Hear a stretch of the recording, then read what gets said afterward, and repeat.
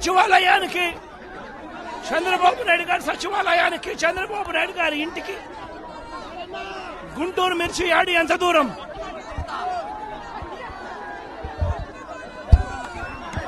సచివాలయానికి తన సచివాలయానికి కూతవేటు దూరంలో ఉన్న గుంటూరు మిర్చి యార్డులో రైతులు పడతా ఉన్న అవస్థలు చంద్రబాబు నాయుడు గారికి అర్థం కావడం లేదు. చంద్రబాబు నాయుడు గారికి రైతుల కష్టాలు కనిపించినా కూడా చంద్రబాబు నాయుడు గారి కళ్ళు మూసుకొని రైతులను కష్టాల పాలు చేస్తా ఉన్నాడు. ఈరోజు ఇదే గుంటూరు మిర్చి యార్డులో రైతులు పండించిన మిర్చి పంటకు కనీసం 10-11 వేల రూపాయల డబ్బులు కూడా రావడం లేదు. రైతులు కష్టపడి తాము పండించిన పంటను అమ్ముకోలేని పరిస్థితిలో రైతులు ఈరోజు ఉన్నారు. రైతులకు ఈరోజు ఒకవైపు తెగుళ్ల వల్ల రైతులకు ఇవాళ పంట కూడా మామూలుగా 20 క్వింటాళ్ల పైన రావాల్సిన పంట ఈరోజు 10-15 క్వింటాళ్ళకి పడిపోయిన పరిస్థితులు కనిపిస్తా ఉన్నాయి.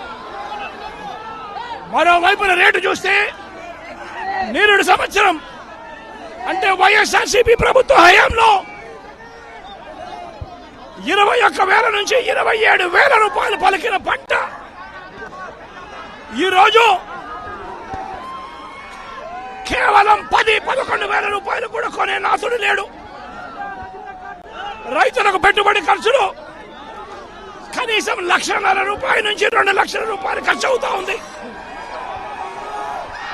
అమ్ముకోలేని పరిస్థితిలో, రేటు లేని పరిస్థితిలో, ఒకవైపున పంట తెగుళ్ల వల్ల పంట ఈల్డ్ కూడా తగ్గిన పరిస్థితుల్లో రైతు ఈరోజు బ్రతకడానికి కష్టపడతా ఉన్న పరిస్థితి. ఇదే గుంటూరు మిర్చి యార్డులో మిర్చి పంట వేసిన రైతుల పరిస్థితి ఇది. రాష్ట్ర వ్యాప్తంగా ఏ పంట తీసుకున్నా కూడా కందులు గాని, మినుము గాని, పెసరు గాని, టమాటో గాని, పత్తి గాని, ఇలా ఏ పంట తీసుకున్నా కూడా రైతులకు గిట్టుబాటు ధరలు రాని పరిస్థితి ఈ రోజు ఈ రాష్ట్రంలో కనిపిస్తా ఉంది. మరోవైపున చూస్తే చంద్రబాబు నాయుడు గారు రైతులను దళారీలకు అమ్మేసిన పరిస్థితి కనిపిస్తా ఉంది. ఈరోజు వైఎస్ఆర్సీపీ ప్రభుత్వ హయాంలో రైతు జీవితంలో వెలుగులు చూడడానికి ప్రవేశపెట్టిన సంస్కరణలన్నీ కూడా ఈరోజు అన్ని కూడా కలపడకుండా పోయే పరిస్థితిలోకి వచ్చాయి. ఈరోజు గ్రామాలలో ఆర్బీకే వ్యవస్థ ఈరోజు గ్రామాలలో నిర్వీర్యమైపోయిన పరిస్థితి. ఈ క్రాప్ వ్యవస్థ నిర్వీర్యమైపోయిన పరిస్థితి. ఈరోజు గ్రామాలలో రైతులను చేయబట్టుకొని నడిపించే ఈ ఆర్బీకే వ్యవస్థ ద్వారా గతంలో పంటలు కొనుగోలు జరిగేటివి. ప్రతి రైతు కూడా ఈ క్రాప్ కింద రిజిస్టర్ చేసుకున్న ప్రతి రైతుకు కూడా గిట్టుబాటు ధరలు వచ్చే విధంగా ఆర్బీకేలో ఈ మాదిరిగా పోస్టర్లు కనిపించేటివి.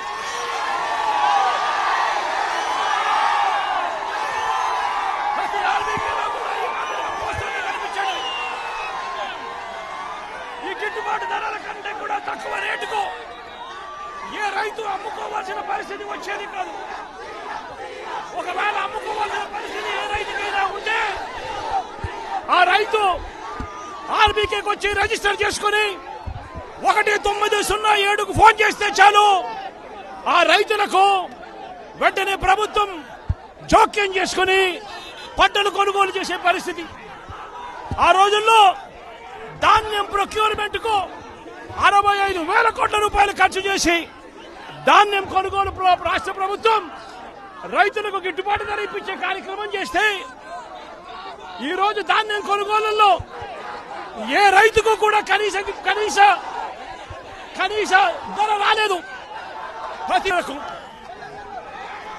ఇతర పంటల కొనుగోలుకు వైఎస్ఆర్సీపీ ప్రభుత్వ హయాంలో 7,000 కోట్ల రూపాయల పైచీలకు ఇతర పంటల కొనుగోళ్ల కోసం ఖర్చు చేసి ప్రతి రైతును కూడా ఆదుకున్న పరిస్థితి మా ప్రభుత్వంలో ఉంటే ఈ రోజు రైతులకు గిట్టుబాటు ధర ఇప్పించాలన్న ఆలోచన లేదు. ఆర్బీకేల ద్వారా కొనుగోలు చేయాలి అన్న ఆలోచన లేదు. ఒక నంబర్ ఫోన్ కొడితే చాలు ప్రభుత్వం స్పందిస్తుందన్న నమ్మకం ఈ రోజు రైతుల్లో కూడా కరువైపోయిన పరిస్థితులు ఈ రోజు రాష్ట్రంలో కనిపిస్తా ఉన్న పరిస్థితులు. ఈ రోజు ప్రతి వ్యవస్థ కూడా నిర్వీర్యమైపోయిన పరిస్థితి. ఆర్బీకేలు నిర్వీర్యమైపోయాయి. ఆర్బీకేలో అనుసంధానంగా ఉన్న ఇంటిగ్రేటెడ్ ల్యాబ్స్ ఈ రోజు నిర్వీర్యమైపోయినాయి.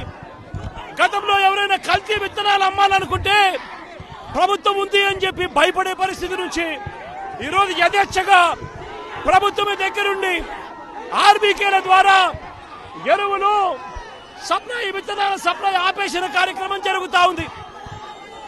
ఎరువుల సప్లై, విత్తనాల సప్లై, పెస్టిసైడ్ సప్లై ఆర్బీకేల ద్వారా పూర్తిగా తగ్గించిన పరిస్థితులలో ఈ రోజు ఎరువులు కొనాలంటే రైతులు ప్రైవేట్ బ్రోకర్ల దగ్గర కొనాల్సి వస్తా ఉంది. ప్రైవేట్ డీలర్ల దగ్గర కొంటే వాళ్ళు కనీసము 100 రూపాయల నుంచి 400 రూపాయలు బ్లాక్ లో అమ్ముతా ఉన్న పరిస్థితి ఎరువులకు సంబంధించి.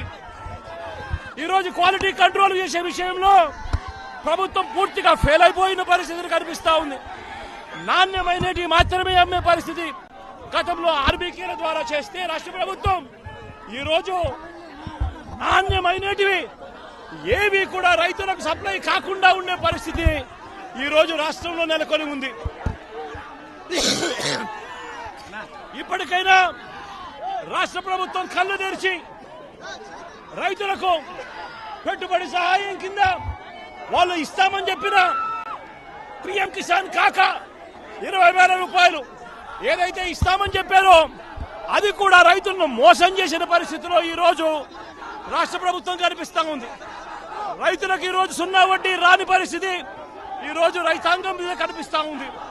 ఈ రోజు ప్రతి విషయంలోనూ కూడా రైతులు ఈ ప్రభుత్వంలో నష్టపోయిన పరిస్థితుల మధ్య చంద్రబాబు నాయుడు గారు ఇప్పటికైనా కళ్ళు తెరవాలి, గుంటూరు మిర్చి యార్డుకు రావాలి, వచ్చి రైతుల కష్టాలు తెలుసుకొని రైతులకు కనీస గిట్టుబాటు ధర వచ్చే విధంగా రైతుల కోసం చంద్రబాబు నాయుడు గారు గట్టిగా నిలబడకపోతే తీవ్రమైన పరిణామాలుంటాయి. రాబోయే రోజుల్లో రైతుల తరపున చంద్రబాబు నాయుడు గారిని హెచ్చరిస్తా ఉన్నాం.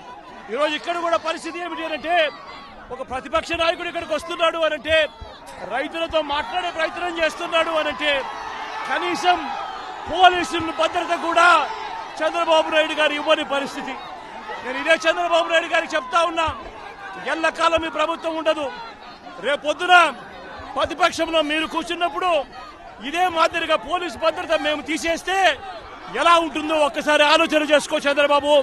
నువ్వు చేస్తా ఉన్నది కరెక్టా కాదా అన్నది కూడా ఒకసారి ఆలోచన చేసుకోమని చంద్రబాబు నాయుడు గారికి ఈ సందర్భంగా గట్టిగా చెప్తా ఉన్నాం, విజ్ఞప్తి చేస్తూ.